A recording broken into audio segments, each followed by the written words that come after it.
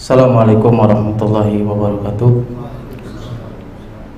Alhamdulillah ala ihsani wa syukrulahu ala taufiqi wa imtinani wa asyhadu an la ilaha illallah ta'ziman li sya'nihi wa asyhadu anna Muhammadan abduhu wa rasuluhu da'iyan ila ridwanihi.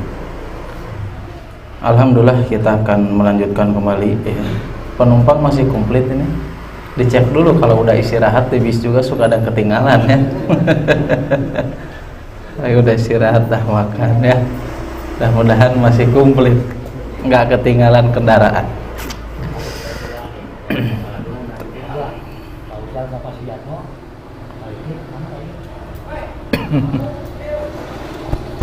Lanjut aja ya. Ya, karena mayoritasnya ada gitu. Kalau mayoritasnya nggak ada ya nunggu dulu. Menyambung tadi pembahasan tentang mensolatkan jenazah ya. Tadi pertanyaan terakhir itu adalah gimana kalau laki-lakinya tadi, atau ya laki-lakinya banci gitu ya, atau perempuannya itu pas meninggal gimana ya, kembali ke statusnya. Ada kasus lain lagi. Kasus yang lain itu, kalau seandainya ada orang yang meninggal itu tidak diketahui agamanya. Ya, anggap saja misalkan di sini karena ada orang tersebut jarang bersosialisasi, misalkan yang nggak dikenal, ini Islam apa bukan gitu. Ya, kafir atau Islam gitu. Meninggal dia.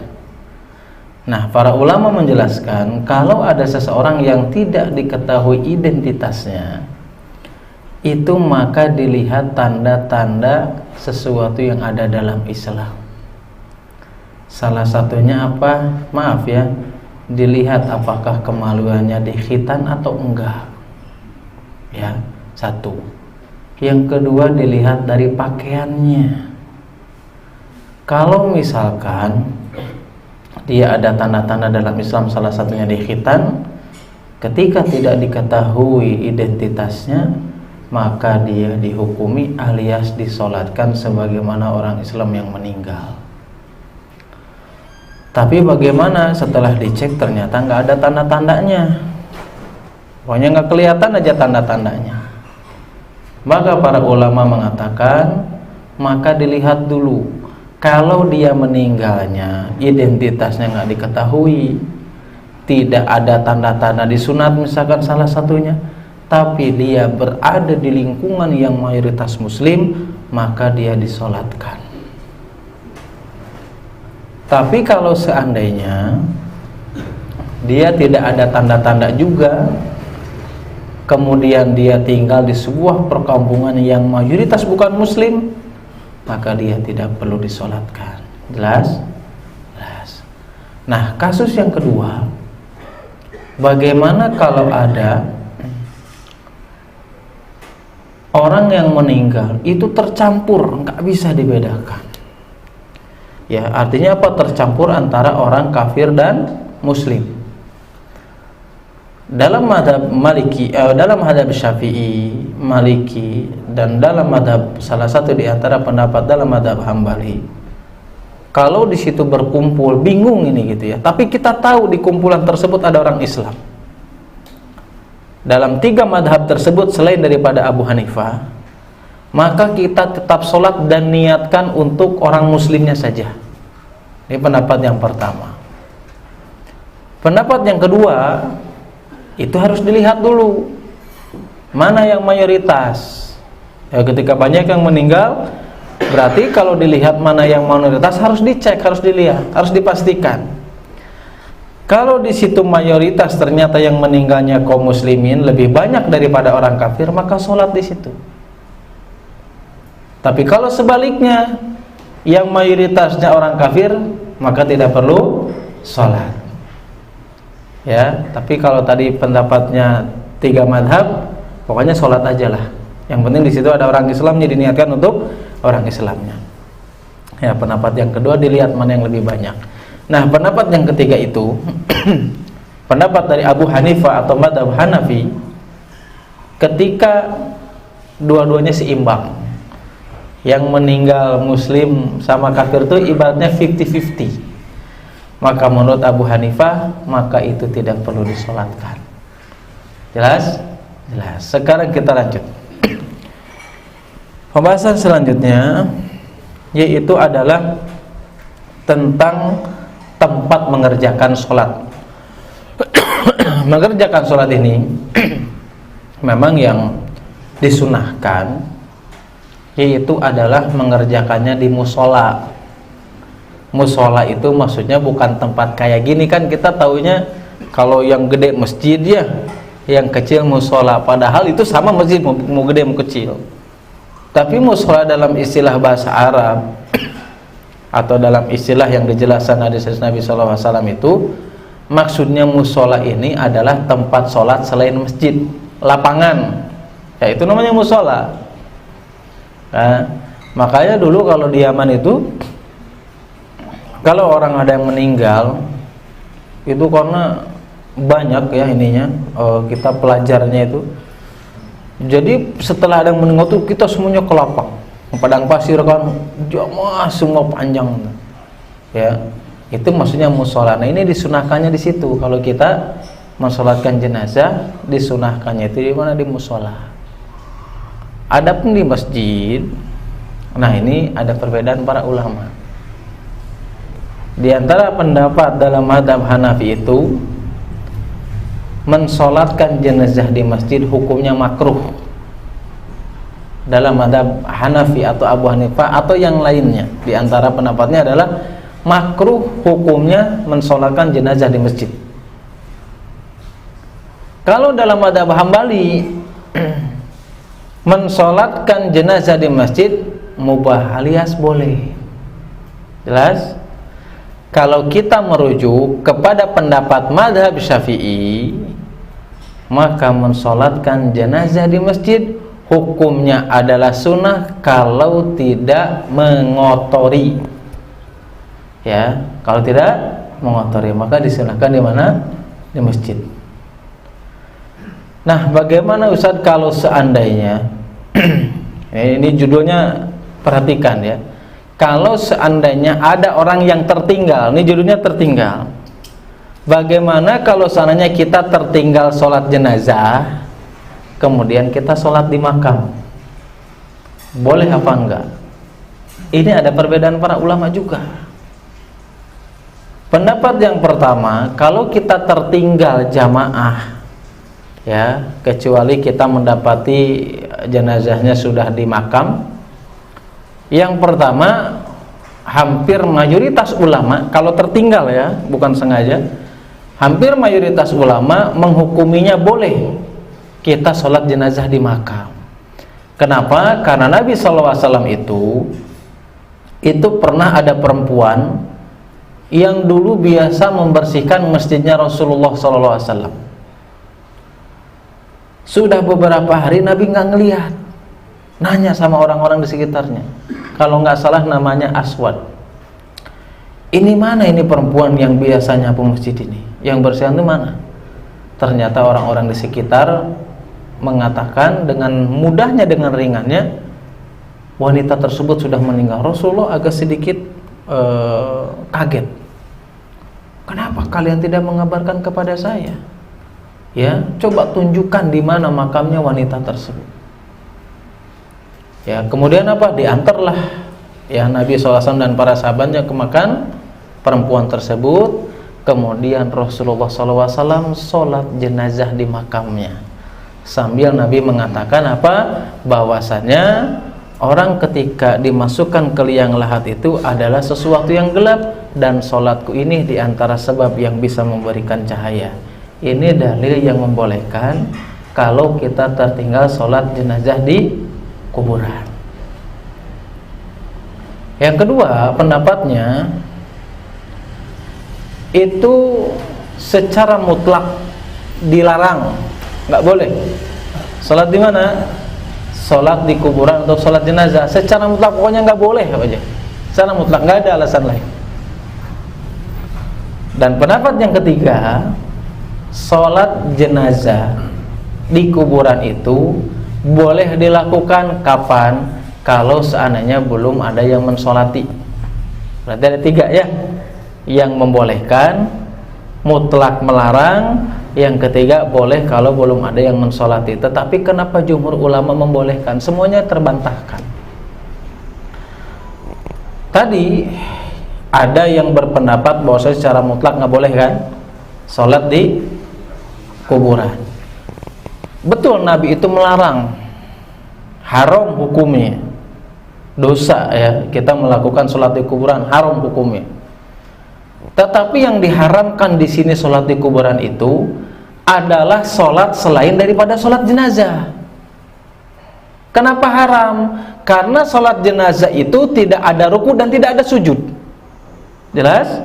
Ya, kalau sholat lain-lain nggak boleh, haram hukumnya. Ada orang yang suka sholat di kuburan ya, nggak tahu pengen apa itu, nggak tahu nunggu nomor togel apa gimana, saya nggak tahu ya. Haram hukumnya. Ya, tapi kalau misalkan sholat jenazah dibolehkan. Kenapa nggak ada ruku dan sujud? Karena ruku dan sujud itu untuk Allah Subhanahu wa Ta'ala. Yang kedua, kalau alasannya ya boleh sholat di kuburan atau sholat jenazah di makam, kalau tidak ada yang mensolatkan, ini juga terbantahkan.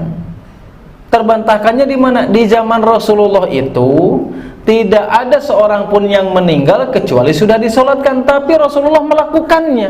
Kapan itu? Tadi Rasulullah melaksanakan apa? Sholat di mana? Sholat di makam, karena tertinggal orang yang meninggal, kemudian Rasulullah nyusul dan sholat di makam tersebut. Jelas? Jelas ya. Lanjut lagi ya. Kemudian tata caranya ya. Kalau tata caranya mungkin sudah pada tahu, Pak. Tahu ya? Yang pertama apa, Pak? Takbir. Takbirnya berapa kali? 4 kali. Apakah harus ngangkat tangan setiap takbir? Nah, ini perbedaan para ulama. Tetapi pendapat yang kuat bahwasanya harus mengangkat tangan setiap takbir. Ya, meskipun ada Allahu Akbar diam aja, ya ini memang salah satu pendapat. Tetapi pendapat yang kuat itu setiap takbir ngangkat tangan. Apakah harus membaca doa iftitah? Jumhur ulama mengatakan, mayoritas ulama mengatakan tidak disyariatkan membaca doa iftitah. Ya, karena sholat jenazah itu adalah sholat yang sangat ringkas yang diisi dengan berbagai doa. Jadi tidak disyariatkan membaca doa iftitah. Ya. Tapi yang dibaca apa? Al-Fatihah, dan hukumnya adalah pendapat yang mendekati kekuatan atau pendapat yang kuat, hukumnya adalah wajib. Meskipun Syekhul Islam mengatakan membaca Al-Fatihah ketika sholat jenazah hukumnya sunnah. Tetapi pendapat yang kuat atau dinilai kuat oleh para ulama hukumnya adalah wajib. Setelah membaca Al-Fatihah, kemudian sholawat kepada Nabi. Minimal sholawat kepada Nabi itu ya Allahumma sholli ala Muhammad, minimal segitu aja. Atau yang bagusnya sholawat yang kita baca sebelum salah ya, tapi minimal ya Allahumma sholli ala Muhammad saja itu dibolehkan ya, ketika kita membaca sholawat sedang melaksanakan sholat jenazah. Ya kan, Allahu Akbar ya, kemudian takbir yang kedua, kemudian membaca sholawat, kemudian takbir yang ketiga ya, kemudian membaca apa? Doa. Minimalnya segimana tuh? Kalau nggak hafal ya harus hafal ya. Kalau kita betul-betul anggap saja misalkan kebetulan memang belum hafal, tapi harus diusahain hafal ya.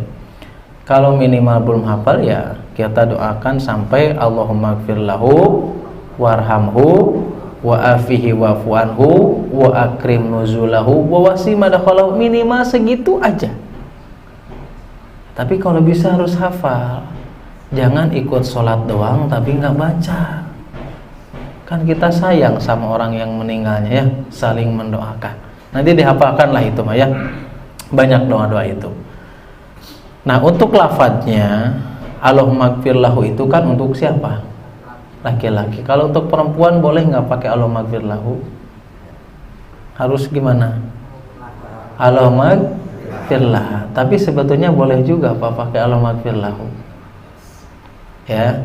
Kalau yang kita maksudkan ini kalau dalam bahasa Arab ya, gak sedikit, mudah-mudahan bisa dipahami lah. Kalau misalkan ya mayatnya perempuan, saya sholat, kalau saya membaca Allahumma gfir lahu warhamhu, itu maksudnya bukan ke perempuannya, tetapi ke kalimat mayitnya. Karena kalimat mayit dalam bahasa Arab itu yaitu adalah kalimat yang menunjukkan mudzakkar atau laki-laki. Jelas? Atau misalkan mayatnya laki-laki, saya sholat Allahumma gfir laha warhamha, boleh apa enggak? Boleh. Yang dimaksudkan hak di sini itu dikembalikan ke kalimat jenazah. Janazatun. Jenazah itu kalimat yang menunjukkan perempuan. Yang dia dimaksudkan ke kalimatnya. Jelas, Pak? Tapi kalau bingung ya sudah, sesuai yang biasa saja ya. Ini mah ini aja pengetahuan aja. Ya. Jelas ya? Itu diantara tata cara yang diajarkan oleh Nabi SAW. Kemudian takbir yang keberapa, Pak? Keempat. Nah, setelah takbir yang keempat, itu salamnya 2 kali apa 1 kali? Ini juga perbedaan para ulama. Cuman sebagian ulama menafsirkan orang yang memandang salamnya 2 kali, bahwasanya itu adalah pendapat yang didasari dengan logika. Artinya apa? Di antara pendapat yang dinilai sebagian ulama kuat itu hanya 1 kali saja. Ya meskipun 2 kali juga silakan saja, karena ini perbedaan para ulama. Jadi kalau ada yang 1 kali jangan kaget, kata kurang tadi salamnya, jangan ya. Bisa jadi dia mengikuti pendapat yang dinilai oleh para ulama itu adalah pendapat yang kuat. Adapun sebelum salam yang saya ketahui, yang saya pelajari, itu tidak ada doa khusus. Ya, pas takbir keempat, ya sudah, sejenak dulu diam, langsung assalamualaikum warahmatullahi wabarakatuh, tidak ada doa yang lain. Jelas, Pak? Jelas. Lanjut? Lanjut. Masa udah makan nggak lanjut? Nanti makannya jadi suruh bayar nanti. Nah, bagaimana Ustadz kalau seandainya kalau tadi mah udah ketinggalan sholat ya, udah beres aja. Ini mah masbuk, ya, ketinggalan beberapa rakaat atau takbir, afwan ya, beberapa takbir. Ini juga dijelaskan oleh para ulama, ada 2 pendapat.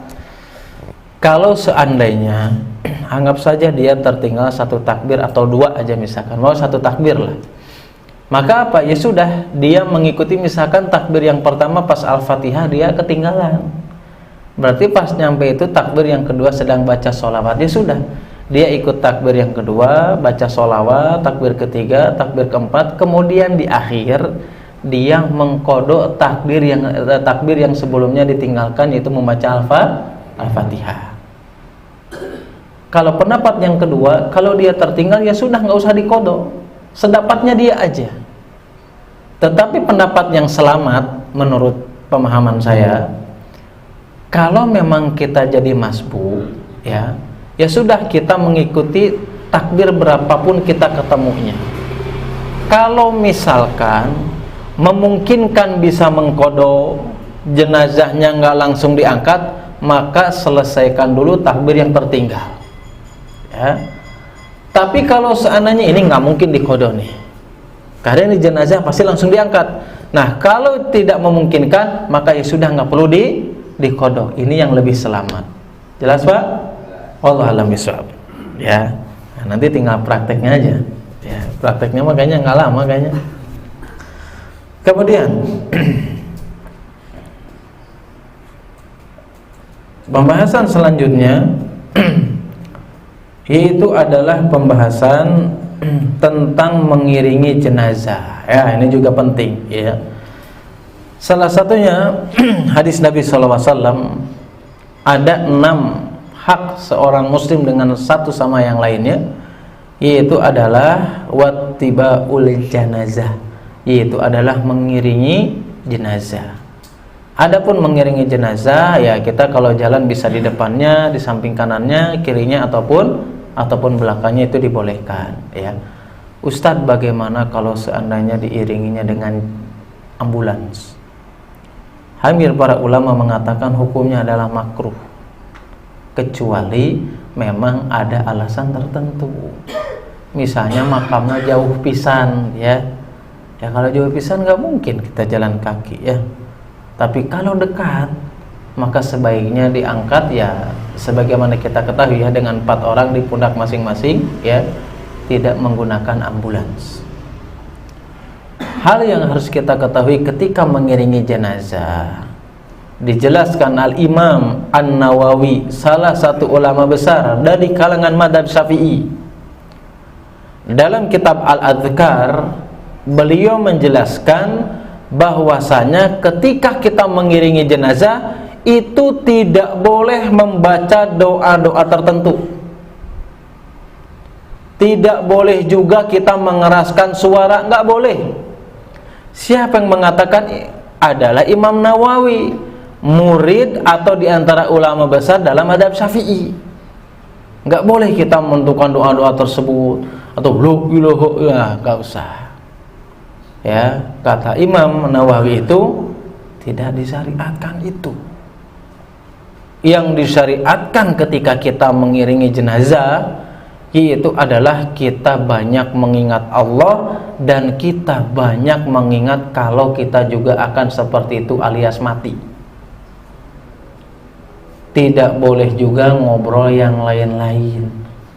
Sering kita, ya, menyaksikan ketika di momen pemakaman jenazah, baik ketika mengiringi atau sebelum dimakamkan, ngobrol di awal nabi ke terakhir. Nggak boleh.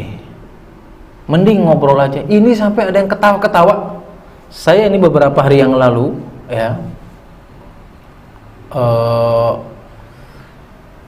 2 minggu apa 3 minggu yang lalu, ini sangat disayangkan, ya, di masjid dekat rumah saya. Ketika sudah mensolatkan, itu ada ustadznya, ya, sedikit ceramah. Itu ceramahnya lucu. Nggak boleh itu seperti itu. Itu mencederai syariat namanya. Bahkan para ulama mengatakan kalau ada orang nih ketika ke makam atau memakamkan jenazah dan dia tertawa, itu perlu ditanyakan lagi, itu punya penyakit hati, itu namanya orang. Harusnya apa? Ketika kita mengikuti proses memandikan, ya, mengiringi, memakamkan, harusnya apa? Harusnya kita tahu diri, kita itu berpikir bakal seperti itu. Kalau dia masih tertawa, punya penyakit dalam hatinya. Yang lebih parah, iya benar, 2 minggu atau 3 minggu belakang itu ketawa-ketawa di masjid saya. Kaget saya juga. Dia sebelum selesai ngomong udah saya keluar saya. Nggak boleh kayak gitu, ya. Artinya kita ngobrol saja nggak boleh, apalagi kita ketawa-ketawa. Harus mikir kalau kita ke kuburan tuh bakal mati, bakal kayak gitu juga. Ya, artinya kata Imam Nawawi itu tidak ada doa atau zikir tertentu ketika mengiringi jenazah. Ya, itu harus kita pahami. Ya, yang dilarang mengiringi itu diantaranya siapa? Perempuan. Ya, perempuan nggak boleh. Perempuan di rumah saja. Ya, nggak boleh. Untuk bisa mengiringi jenazah atau sampai ikut ke makam, nggak boleh, ya. Apalagi sudah ke makam jerit-jerit, nangis-nangis, itu lebih dilarang lagi. Kenapa nggak boleh? Ya karena seperti itu, ya, nggak boleh. Kemudian hal yang harus kita ketahui di antara adab dan larangan ketika mengiringi jenazah itu tidak boleh membawa api seperti lupa misalkan, ya, atau membakar menyan misalkan, ya, itu nggak boleh. Tapi Ustaz lamun nyalakeun lilin jeung patromak boleh? Boleh kalau dibutuhkan poek malam, ya boleh itu mah, karena ada hajat, jelas, ya, jelas. Kalau nggak ada jangan, nggak boleh itu, ya. Kemudian, ya, singkat-singkat saja, kasihan ngicepna rada beda, ya, Pak. Tinggal di tengah-tengah kusar rada kerep benten tos di jengkol namanya. Kemudian meskipun kita diperintahkan untuk menyegerakan pengurusan jenazah, ya, tetapi tidak boleh bagi orang yang mengangkatnya itu jalan terburu-buru, nggak boleh, ya, sampai rusuhan nggak boleh, ya. Jalan cepat, ya, maksudnya santai aja, tapi disegerakan, gitu, ya. Kemudian hukum apakah ketika jenazah lewat kita harus berdiri? Maksudnya adalah kita ketika itu dalam posisi duduk, ya kan, nunggu jenazah misalkan, ya. Apakah ketika jenazah lewat itu kita langsung berdiri? Maka diantara pendapat para ulama, meskipun ada yang mengatakan membolehkan, maka kalau kita dalam keadaan duduk, ya, maka itu tidak dianjurkan untuk berdiri, duduk aja. Rasulullah pernah melakukan, tapi sebagian ulama mengatakan itu sudah dimansuh, sudah dihapus. Artinya kalau kita duduk, jenazah lewat, ya sudah duduk aja, jangan berdiri. Kecuali kita sudah mengiringi jenazah gitu kan, sampai ke makam, maka kita tidak boleh duduk sebelum jenazahnya diletakkan. Beda kan judulnya, yang satu melewat, yang kedua kita sudah mengiringi, ikut prosesnya. Kalau sudah mengiringi, mau dimasukin ke liang lahat, nah maka apa? Kita nggak boleh duduk sebelum apa? Sebelum jenazah itu diturunkan. Jelas Pak? Jelas. Lanjut. Kemudian pembahasan yang terakhir dari pembahasan tentang pemulasaraan jenazah, itu adalah pembahasan tentang menguburkan jenazah. Ya, jelas sama ya, menguburkan jenazah ini hukumnya adalah fardu kifayah. Nah, tadi saya disinggung sama Pak, ini apa namanya? Saya lupa lagi Pak. Pak Dedi ya. Terlalu makan banyak kok, gimana jadi lupa saya Pak. Pas tadi ngelihat ini saya jelasin ya. Jadi ketika kita memakamkan jenazah itu kan ada beberapa posisi ya yang harus kita perhatikan. Di antaranya adalah kalau seandainya ada seorang laki-laki muslim, orang Islam, nikah dengan perempuan ahlu kitab, baik Yahudi atau Nasrani, pokoknya ahlu kitab aja. Si istrinya itu kan statusnya sebagai kafir, ya. Tapi pas meninggal itu mengandung anak atau sedang mengandung anak di dalam perutnya. Maka bagaimana cara pemakamannya? Yang pertama, karena dia statusnya bukan Islam, maka pertama dia tidak boleh dimakamkan di pemakaman kaum muslimin meskipun suaminya orang Islam, nggak boleh. Kenapa? Karena khawatir. Ya, para ulama mengatakan ketika dia diazab di dalam kuburnya itu bisa mengganggu jenazah atau mayat yang lainnya. Alasannya itu. Yang kedua, dia juga tidak boleh dimakamkan di kuburannya orang-orang kafir, meskipun dia bukan Islam. Kenapa? Karena khawatir, karena dia kan meninggalnya punya bayi. Bayinya meninggal juga, yang nggak hidup. Kalau hidup mah harus dibuka dulu. Kenapa nggak boleh dimakamkan orang kafir? Karena khawatir kalau seandainya orang-orang kafir diazab ini mengganggu anaknya yang ada dalam kandungan. Ini yang dijelaskan oleh para ulama. Jadi gimana? Harus dimakamkan di tempat sendiri. Nah, terus gimana posisinya ketika dimasukkan ke liang lahat? Para ulama mengatakan kalau seandainya perempuan tersebut ahlu kitab dan di dalamnya ada seorang anak yang terakhir itu kan dalam keadaan Islam kan? Islam. Ya, dalam keadaan fitrah. Nah, ketika dimasukkan ke liang lahat, maaf ya, anggap saja ya pokoknya ketika liang lahat itu anggap saja sebelah sana ya. Kan kita tahu kalau seorang muslim itu kan dimiringkan ke kiblat ya, tubuhnya itu dimiringkan ke kiblat alias kepalanya menghadap ke kiblat, tubuhnya menghadap ke kiblat.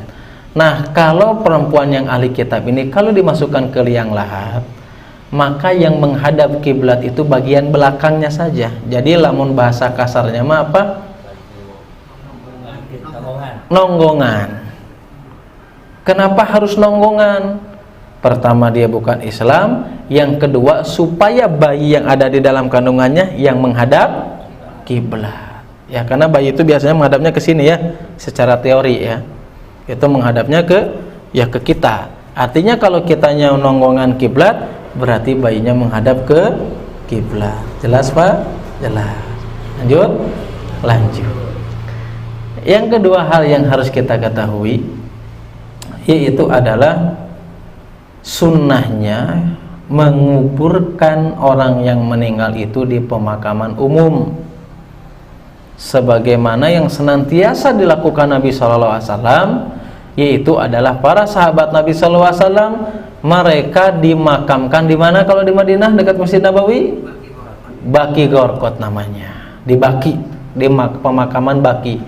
Kecuali yang dikhususkan dimakamkan di tempat tinggalnya, yaitu adalah Rasulullah SAW. Begitu juga Abu Bakar dan Umar yang dimakamkan di rumahnya Rasulullah SAW. Ini pengecualian khusus mereka. Pengecualian yang lainnya lagi, yang boleh bahkan dianjurkan dia dimakamkan di tempat meninggalnya adalah orang yang mati syahid, sebagaimana terjadi ketika perang Uhud. Pamannya sahabat Jabir atau ibunya atau bibinya sahabat Jabir radhiyallahu taala anhu, ketika itu bibinya ini ingin mengambil jenazah suaminya. Itu suaminya itu maksudnya pamannya Jabir. Tapi itu dilarang. Nggak boleh dibawa mayat, kecuali apa? Kecuali dia dimakamkan di tempat di mana dia gugur atau syahid. Nah, ini pengecualian, boleh ditempatkan di tempat meninggalnya ya ketika itu. Kapan? Ketika itu memang mati syahid. Ya, jelas ya? Ya, ini diantara sunnahnya seperti itu. Kemudian tadi untuk masalah waktu tadi sudah kita singgung ya. Ada 3 waktu yang dilarang. Ketika matahari terbit, matahari berada di di tengah-tengah ya sebelum tergelincir. Kemudian ketika matahari tenggelam atau di malam hari itu makruh, tidak dibolehkan kecuali dalam keadaan darurat. Ya kayak kemarin misalkan kasus Covid ya, meninggalnya malam kan itu nggak bisa ditunggu lama kan, virusnya khawatir, udah kapanpun waktunya ya sudah dimakam karena memang ada alasan secara syar'i. Kemudian untuk bentukan luas dan dalamnya kuburan, maka yang dianjurkan itu adalah sedalam atau luas. Supaya apa? Supaya itu selamat dari hewan buruan. Maka dianjurkannya itu ya lebih dalam itu lebih baik. Kalau di kita umumnya berapa meter Pak? 1,5-1,8 ya. Kayaknya cukup itu ya. Nggak bakalan di ini hewan lah ya. Cukup ya. Ya kalau misalkan itu selamat dari hewan buruan maka itu dibolehkan. Adapun masalah lubangnya memang ada 2 kan, ada lahat, ada syak namanya. Kalau syak itu ya di tengah-tengah ya. Jadi ini tanah misalkan, ini tengahnya dikasih bolong, dikasih kotak, itu dimasukin ke situ. Kalau lahat ya nggak usah dijelaskan deh. Sebagaimana kita ketahui, makanya karena lubang untuk memasukkan jenazah itu ada 2, syak dan lahat, maka para ulama itu mereka berpendapat kalau jenazah dimakamkan ke arah kiblat itu hukumnya adalah sunnah. Kenapa? Karena ada 2 tempatnya ya. Yang 2 tempatnya itu nggak ada lubang seperti lahat seperti ini gitu kan ya, makanya para ulama memahami itu adalah bagian daripada sunnah. Jelas ya? Kemudian hal-hal yang berkaitan orang yang bertugas menguburkan. Seorang wanita tidak boleh menguburkan jenazah, ini jelas nggak boleh. Ya, jangankan menguburkan, mengiringi datang saja tidak boleh. Ya, dan orang yang berhak menguburkan itu siapa? Walinya, ya, atau misalkan kerabat jenazahnya itu yang berhak menguburkannya. Kalau tidak ada ya sudah, nggak apa-apa, dibantu dengan orang yang ada di sekitarnya ya. Jelas Pak? Jelas, kebut saja. Tapi kalau nggak jelas ya tinggal nanya aja. Kemudian orang yang menguburkan jenazah perempuan siapa? Jelas yang pertama yaitu adalah mahramnya. Ya, jelas yang pertama adalah mahramnya, berarti suaminya mungkin ya, atau kakaknya, pokoknya mahramnya kalau jenazahnya perempuan. Yang kedua yaitu adalah suaminya, kalau misalkan suami istri, ya. Dan yang keempat yang harus kita ketahui bahwasanya orang yang menguburkan jenazah itu kalau bisa bukan orang yang semalamnya melakukan hubungan suami istri, ya. Kalau sudah melakukan hubungan suami istri, ya sebaiknya jangan. Kenapa? Karena Nabi SAW itu ketika putrinya meninggal, Nabi SAW itu bertanya kepada para sahabat, ya, hal fikum min ahadin lam yuqarif laylah. Kata Nabi SAW bertanya, hal fikum, apakah di antara kalian ada yang tidak menggauli istrinya tadi malam? Kemudian Abu Thalhah menjawab, saya ya Rasulullah. Kemudian Nabi SAW menjawabnya apa? Fanzil fi qabriha, maka turunlah engkau untuk memakamkan atau menguburkan jenazahnya.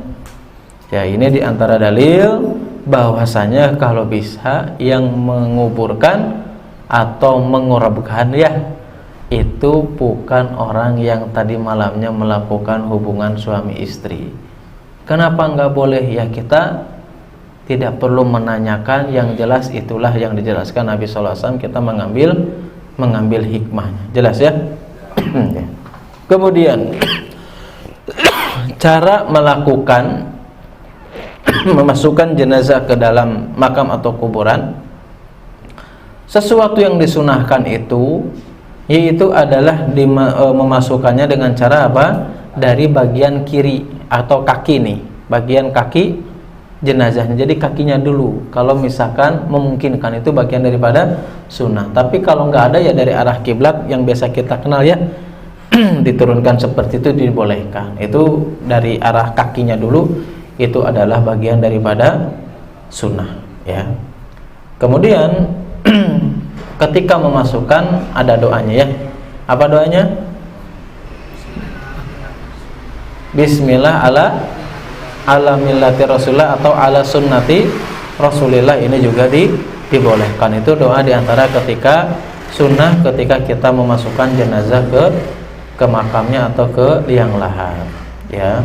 Kemudian hal yang harus kita ketahui juga, diantara sunnahnya itu meninggikan hanya satu jengkal saja, tapi ya meninggikan kuburan tersebut itu hanya satu jengkal untuk menunjukkan kalau itu adalah kuburan.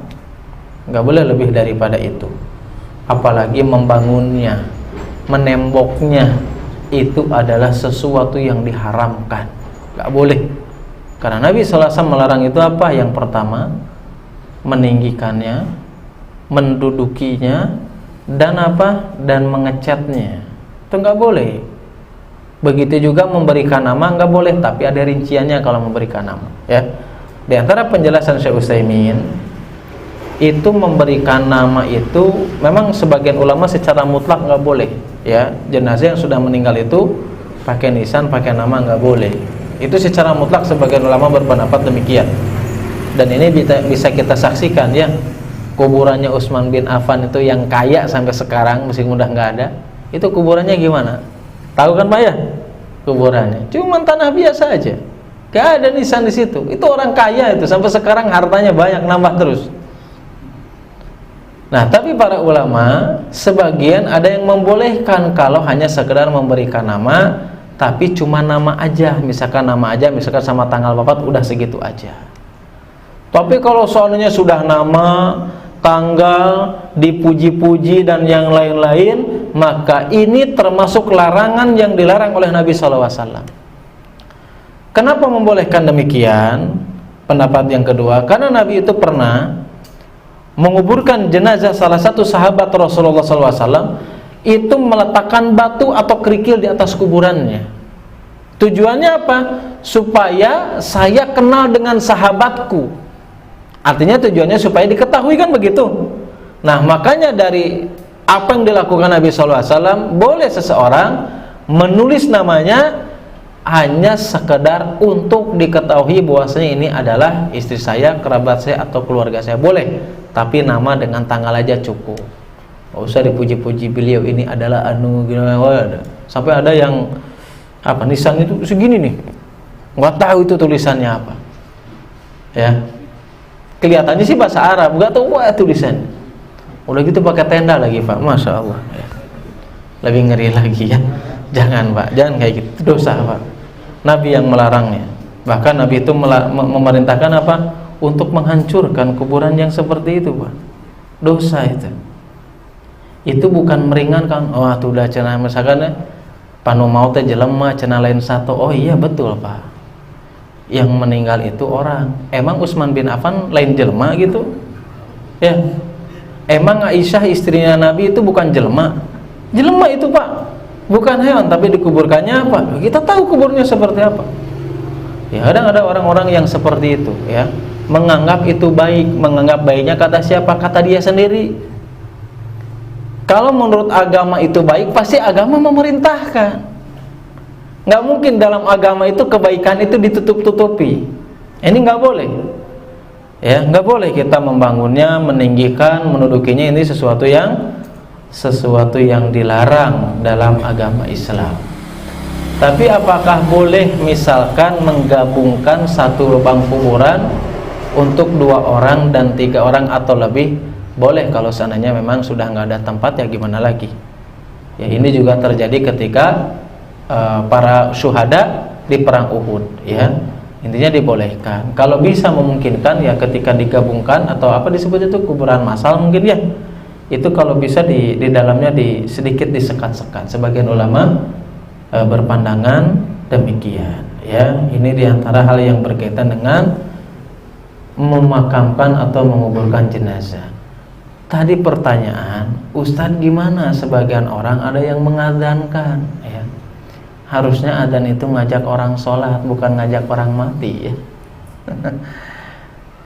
Adzan ya ketika biasanya sudah dimasukkan ya, baru adzan kan ya? Oh sebelum dimasukkan ke dalamnya. Ya pokoknya mau sesudah sebelum.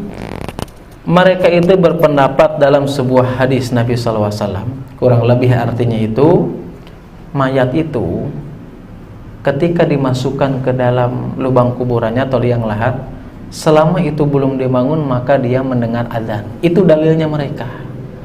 Padahal ya, kalau kita mau fair, saya nggak ngambil ulama-ulama madhab Hambali, enggak. Ulama-ulama yang bermadhab Syafi'i, yang mereka ahli hadis di antara mereka mengatakan hadis yang mengatakan demikian adalah hadis palsu. Hadis yang mengatakan bahwasanya mayat ini sebelum kuburannya dibangun atau ditutup atau sebelum ditembok mendengar suara adzan, ini adalah hadis palsu, bukan hadis yang sahih. Yang kedua, ulama 4 madhab, bukan satu madhab lagi. Syafi'i, Hambali, Maliki, Hanafi. Ulama-ulama mereka mengatakan bahwasanya tidak disyariatkan. Bahkan mereka mengatakan, ini pendapat mereka bukan ucapan saya, bahkan mereka mengatakan itu adalah sesuatu kebid'ahan. Yaitu apa? Adzan ketika memakamkan seseorang atau ketika memasukkan ke liang lahat, itu dalam 4 madhab. Ya, kalau ada yang mengatakan boleh, berarti orang tersebut bikin madhab sendiri itu. Ya, 4 madhab ini, bukan Hambali aja, Syafi'i, Maliki, Hanafi. Ini sesuatu yang tidak disyariatkan, bahkan ini sesuatu kebid'ahan.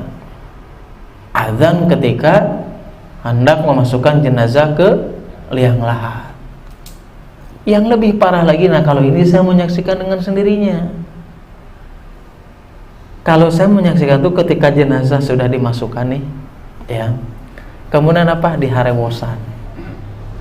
Dan saya mendengarnya dengan bahasa Arab ya, jadi kurang lebih bahasanya itu kurang lebih ya, kalau saya keliru diluruskan.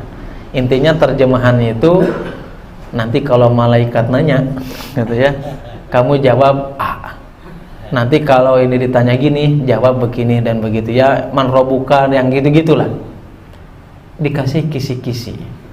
Kira-kira saya nanya ke bapak-bapak, itu yang meninggal dengar apa enggak? Hah? Kalau dengar mah tuh suruh aja mandi sendiri. Ya, ngambil air sendiri ya. Ya, nggak ada manfaatnya. Orang bisa menjawab nih di kuburan pertanyaan itu bukan di harewasan tapi keimanan. Apakah ketika hidupnya dia betul-betul mengakui Allah sebagai Tuhannya? Apakah di masa hidupnya dia tahu agama Islam itu adalah agama yang diridhoi? Apakah ketika hidupnya dia itu menyadari bahwasanya Rasulullah adalah utusan Allah dan itu bukan hanya sekedar diketahui tetapi diamalkan dalam kehidupan sehari-hari tanpa dikasih kisi-kisi, pasti dia akan mampu menjawabnya. Yang lebih parah, saya beberapa hari kemarin, bahkan kalau ada yang berteman sama saya di WA, saya jadikan status tuh. Tahulah itu Habib dari mana ya. Nanti kalau kalian nih, ya dia menceritakan ada seseorang yang meninggal di masa hidupnya dia mencintai seorang Habib pokoknya. Saking cintanya katanya, kata si Habib ini, saking cintanya nih sama Habib tersebut, ketika dia ditanya di kuburan man robuk, maka dia menyebutkan nama Habibnya. Ini perkataan kufur, Pak. Ini perkataan bisa mengeluarkan seseorang daripada agama Islam. Pas ditanya, ya, siapa Tuhanmu, menyebutkan Habib. Astagfirullah, musibah ini, Pak. Tapi dia mengatakan apa? Karena dia cintanya menyebutkan siapa Tuhanmu, menjawab nama Habib tersebut. Akhirnya apa? Si Habib tersebut turun dengan ruhnya memberikan syafaat. Ini pemikiran gila, Pak, saya bisa katakan. Menyelisihi daripada Al-Quran dan Sunnah Nabi Sallallahu Alaihi Wasallam. Ya, ini perkataan yang kufur. Ente masa ketika ditanya Tuhan menyebutkan nama seseorang, harusnya Allah Subhanahu Wa Taala. Nah, ini hal-hal yang harus kita pahami dan kita ketahui. Ya, jelas ya. Nah, kemudian ketika jenazah dimasukkan ke liang lahat, sebagaimana kita ketahui, ya di bagian apa namanya ini, kepala sama pundaknya itu bisa ditahan dengan batu, dengan tanah, atau dengan kayu, atau dengan semisalnya. Tujuannya apa? Supaya tidak jomplang, kan begitu ya. Tujuannya supaya tidak jomplang. Nah, sebagian ulama mengatakan adapun membuatkan bantal dengan tanah itu, ya, membuatkan bantal di situ, hampir para ulama mengatakan itu adalah sesuatu yang tidak memiliki dasar. Allah alam bisawab. Ini yang dijelaskan oleh para ulama, itu sesuatu yang tidak memiliki dasar atau dalil. Adapun ketika kita melemparkan tanah itu dengan tanah, nah itu diantara sunnah yang dibolehkan. Ya, kemudian setelah dimakamkan kita mencipratkan air, ini dibolehkan juga, Pak. Tapi tujuannya mencipratkan air itu, tujuannya apa? Hikmahnya apa? Tujuannya supaya tanah itu bisa jadi padat. Tapi diantara pemikiran kaum muslimin, kenapa nggak banjurkan cai ameh tiis di jerona aja? Astagfirullahaladzim. Ya benar, ini bisa ditanyakan. Sebagian orang pemahaman seperti itu. Padahal Nabi memerintahkan itu tujuannya apa? Supaya tanahnya bisa lebih padat. Dan airnya di sini ya air biasa pada umumnya saja. Nggak perlu air pakai bunga, nggak perlu air melati, nggak perlu air tertentu, pokoknya air biasa saja. Air biasa saja. Dan tujuannya untuk memadatkan tanah tersebut. Jelas? Yang terakhir yaitu adalah ketika kita menaburkan bunga. Ini sering terjadi, Pak. Dalam Islam itu boleh apa enggak? Dalam Islam itu tidak disyariatkan. Ada namanya seorang ulama ahli hadis dari Mesir, namanya Ahmad Syakir. Beliau mengatakan menaburkan bunga di makam atau kepada orang meninggal ini adalah kebiasaan jahiliyah yang berasalnya dari agama Nasrani. Nggak boleh. Tapi kalau kita jelaskan nggak boleh, pasti nanti ngebantah. Ngebantahnya apa? Tapi Ustadz kan Nabi pernah kumaha, Pak? Pernah menancapkan pohon kurma. Benar kan? Nah, bagaimana cara menjawabnya? Pak kumaha ya? Nanti kalau kita ditanya, masa peserta daurah ini nggak tahu? Nah, Pak, buat nggak boleh kan Nabi pakai pohon kurma. Perlu kita pahami, Pak. Nabi Shallallahu Alaihi Wasallam itu, Ya, bahkan orang yang menaburkan bunga itu kan salah satunya tujuannya supaya diampuni ya dosanya, katanya seperti itu. Tujuannya bagus memang, tapi kalau tidak sesuai dengan syariat ya gimana? Berarti nggak bagus karena syariat nggak menganjurkannya. Tujuannya mereka itu supaya diampuni dosanya. Padahal nih, orang yang Nabi SAW dua kuburan yang ditancapkan pohon kurma yang basah itu, pohon kurma yang basah itu bukan menyebabkan digugurkan dosanya atau diampuni dosanya. Karena dua orang kuburan ini sedang diazab kan begitu dalam hadisnya. Nabi itu menancapkan bunga itu, ampunan itu bukan karena pohonnya tapi karena syafaat Nabi SAW. Dalam hadis dari Jabir mengatakan bahwasanya Nabi itu memberikan tanda ini sebagai apa? Sebagai bentuk tanda saja kalau ampunan itu melalui syafaatnya, bukan pohonnya atau bunganya. Selama kapan? Selama pohon itu tidak kering atau selama basah. Alasan yang kedua, mereka mengatakan bahwasanya dengan bunga tersebut, kenapa ditaburi bunga? Karena bunga itu senantiasa bertasbih. Betul, Pak. Ya, betul, ya. Bunga itu atau pohon-pohon itu bertasbih. Tetapi tasbihnya pohon atau hewan-hewan yang lainnya di antara pohon-pohon itu dijelaskan dalam surat Al-Isra ayat 44, itu tidak dibatasi dengan kering dan basahnya pohon. Ya, mau pohonnya kering kek, mau bunganya basah kek, selama itu pohon pasti bertasbih, dan ini dibatasi kapan? Selama basah saja. Mengingkari apa enggak? Mengingkari firman Allah Subhanahu wa taala. Ya. Alasan yang ketiga, Nabi SAW itu memberikan tanda karena tahu orang yang ada di dalam kuburan itu adalah orang yang sedang disiksa. Kenapa Nabi tahu? Ini perkara yang gaib. Nabi tahunya ada wahyu dari Allah Subhanahu wa taala. Ketika ada orang meniatkan menaburkan bunga untuk supaya diampuni dosanya atau sedang disiksa, ini adalah perbuatan suudzon kepada saudaranya. Dia merasa tahu bahwa dirinya atau saudaranya ini sedang diazab atau disiksa. Wallahu a'lam bishawab. Jelas sampai di sini? Alhamdulillah. Ada yang mau nanya dulu? Boleh, Pak.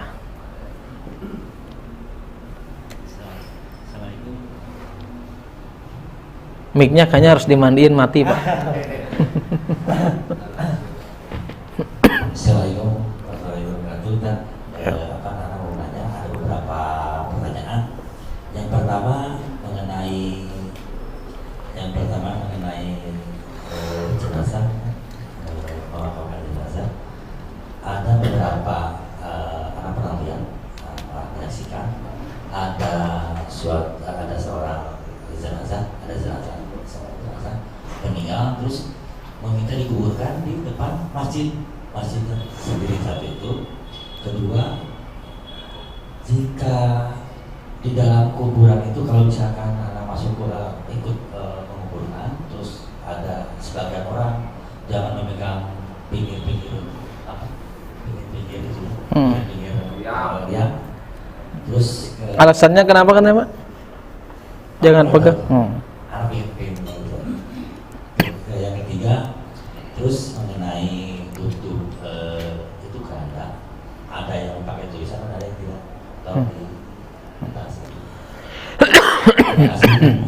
Ya, sama-sama. Yang pertama tadi itu apa? Ya. Boleh nggak masjid itu dibangun di depan kuburan atau sebaliknya? Atau di depan masjid ada kuburan, boleh apa enggak? Pada dasarnya memang tidak boleh dibangun di situ atau dimakamkan kuburan di situ, karena khawatir nanti ini diantara sebab melakukan kesyirikan kepada Allah Subhanahu wa taala. Tapi kalau seandainya ada batas, ya kan, kalau ini cuma tembok satu langsung kuburan, itu bukan batas sebetulnya. Tapi kalau ada batasan, misalkan 2 tembok, ya beberapa jarak, atau dipisahkan dengan gang atau pagar atau jalan, maka ini boleh. Tapi kalau langsung dari tembok masjid nih langsung ke kuburan, maka ini dilarang, haram hukumnya.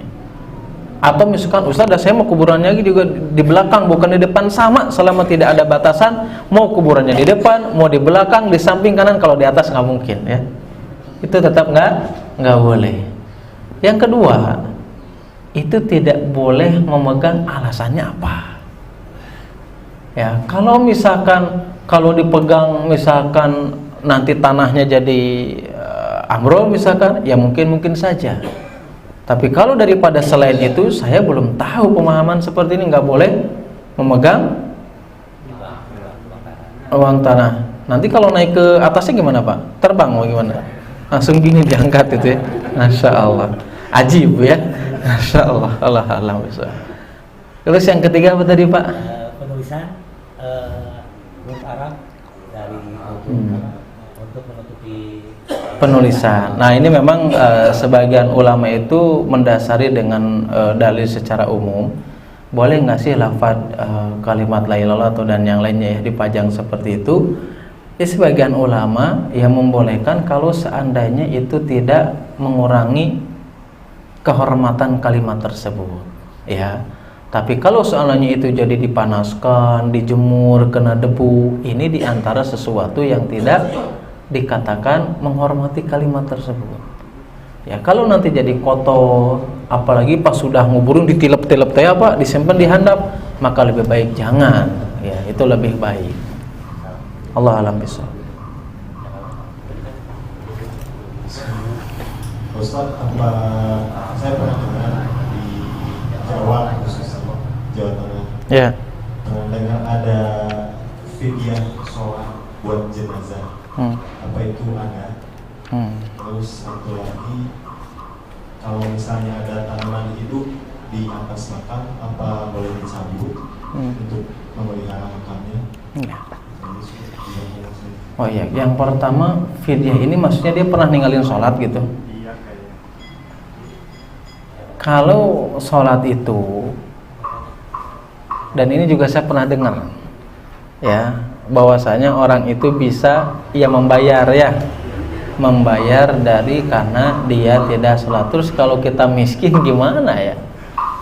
Artinya ya, kan Nabi SAW sudah pernah menjelaskan kepada kita, jangankan meninggalkan sholat, orang yang lupa mengerjakan sholat atau keluar dari waktunya, atau misalkan tertidur aja sholatnya kelewat, Nabi mengatakan apa? La kafaroh, tidak ada kafaroh, tidak ada tebusannya kecuali dia harus sholat ketika dia ingat. Benar kan? Itu ketika lupa. Apalagi dia meninggalkan. Tidak ada dalil yang menjelaskan bahwasanya kalau orang pernah tidak sholat kemudian membayar, ini nggak ada menjelaskan dalil tentang itu. Ya, tapi kalau misalkan dia melakukan berbagai banyak amalan untuk nambahin amalan, misalkan sedekahlah dia, punten misalkan di dunianya sering banyak maksiat, udahlah kita sedekah atas nama orang yang meninggal untuk menambah ketimbangan. Ini boleh, tetapi ini bukan fidyah sholat. Ini umum kan begitu. Adapun fidyah sholat saya belum pernah menemukan dalil tentang itu. Wallahu a'lam bishawab. Kalau yang kedua apa barusan teh? Oh, mencabut. Ya kalau misalkan itu mengganggu ya untuk membersihkan, ya para ulama membolehkannya. Merawat ya, dicabut, dibersihin meskipun tidak secara total misalkan dibolehkan. Wallahu a'lam bishawab. Ya, gimana? Memperjelas ini yang tadi. Yang mana? Yang kita bicarakan bahwa makam itu tidak boleh memakai nama. Makan apa? Nama. Ya, yang lain sebagian ulama secara mutlak nggak boleh, sebagian ulama membolehkan, tapi sebagai tanda aja. Nama atau sama tanggal lahir atau tanggal wafat biasanya ya, boleh saja. Nggak boleh lebih daripada itu. Kalau lebih daripada itu ya jangan pokoknya ya. Ya. Yang masih penasaran ya. Tadi kan waktu memandikan, membersihkan kotoran dari mulut itu ya. Apakah itu sekalian dengan membersihkan daka? Karena kan itu memandikan jenazah itu sesuai dengan mirip seperti mandi janabah. Kan mandi janabah itu diantaranya sebelum dimakan itu membersihkan daka. Betul. Iya. Itu yang ke satu. Yang kedua mengenai posisi mayat. Kalau posisi imam jelas tadi laki dan perempuan, sekarang posisi mayatnya apakah dilentangkan atau menghadap kiblat? Sedangkan yang ketiga bagi yang baru hadir ke tempat jenazah sebelum menyolatkan, misalkan belum hadir, apakah ada khusus doanya menurut sunnah Rasulullah? Maksudnya gimana? Datang? Ya, datang, terus misalkan ada doanya khusus untuk si mayit itu gitu. Menurut sunnah Rasul atau gimana? Oh, dia datang bukan pas waktu sholat, maksudnya ziarah lah. Si mayit itu udah di Oh iya, yang mengunjungi lah. mengunjungi, Iya. sebab mengunjungi itu masuk. Iya. Apakah ada doa yang khusus gitu untuk si mayat? Ya, Ya, terima kasih. sama-sama. Yang pertama itu jelas Pak, itu sambil membersihkan kubul dan duburnya. Kubul itu kan maaf ya kemaluannya, dubur itu lubang anusnya. Itu sekaligus sambil dibersihkan, tapi tidak boleh secara langsung, makanya menggunakan sarung tangan. Kemudian yang kedua, apa yang kedua itu tadi pertanyaannya? Mengenai posisi mayit. Posisi mayit itu dilentangkan. Dilentangkan. Dilentangkan Pak. Ya, dilentangkan ya, sebagaimana yang kita ketahui, dilentangkan. Adapun yang ketiga, apakah ada doa khusus ya? Doanya tidak ada yang lain kecuali memohonkan ampunannya untuk orang yang sudah meninggal. Tetapi kalau secara harus doa ini dan itu, saya belum pernah mengetahui Pak. Ya, ada dalil yang seperti itu. Wallahu alam bishawab. Jelas Pak? Kita praktek aja ya. Masya Allah. Praktek mah biar semangat lagi. Kayaknya kalau ada praktek nggak makan lagi, enggak Pak. Nah, ya.